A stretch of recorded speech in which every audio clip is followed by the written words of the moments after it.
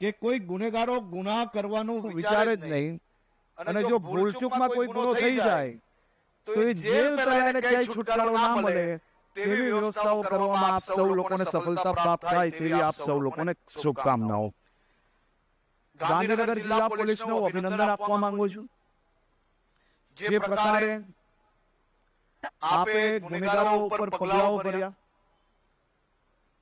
ગુજસીટોના ગુનાઓ દાખલ કર્યા, અનેક ટોળકીઓને પકડીને એ ક્ષેત્રમાં નાના મોટા ટપોરીઓમાંથી મુક્ત કરવામાં તમને સફળતા પ્રાપ્ત થઈ, તે બદલ હું અભિનંદન આપું છું. પોલીસને કોઈ પડકાર ફેંકશે,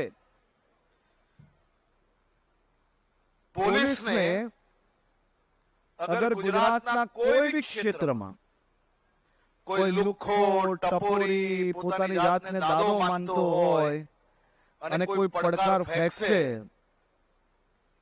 તો પોલીસ એનો એવો હાલ કરશે કે ભવિષ્યમાં હનુમાન દાદા સિવાય કોઈની પૂજા કરવા ના જાય તે પ્રકારની પરિસ્થિતિ કરવા માટે ગુજરાત પોલીસને ખુલ્લો હાથ આપવામાં આવ્યો છે.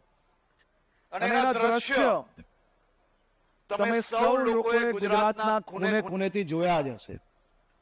અને જ્યાં કોઈ જગ્યા પર પોલીસ ચૂકી જાય ત્યાં પબ્લિક હવે મને ડાયરેક્ટ ફોન કરી લે છે કે તમે કહેતા હતા ને કે ટાટિયા તો સીધા નહીં જ ચાલશે, આના રહી ગયા છે.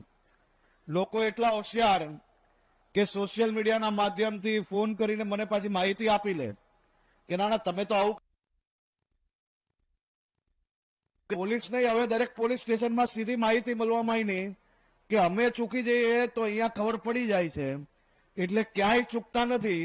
અને ક્યાંય ચૂકી જાય તો હું અહીંયા બેઠો છું આપ સૌની સેવામાં, પણ ગુનેગારોને છોડવામાં નહીં આવે ને નહીં જ આવશે.